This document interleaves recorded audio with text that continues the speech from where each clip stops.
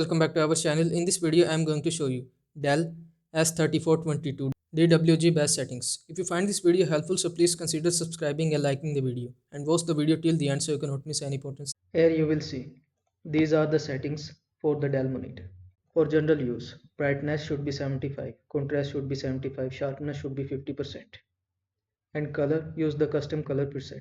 Red 97, green 94, blue 96. Response time fast.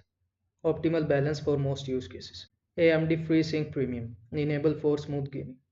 For gaming, use game mode preset. Brightness adjust to preference, around 70 to 80% for most. Contrast 70%, response time super fast or extreme. Dark Stabilizer 2, enhance shadow detail. FreeSync Premium, enable. Turn overclock to 165 Hz if supported by your setting. That's it. I hope this video was helpful to you. Make sure to like this video and subscribe to my channel for more this type of content. Thanks for watching.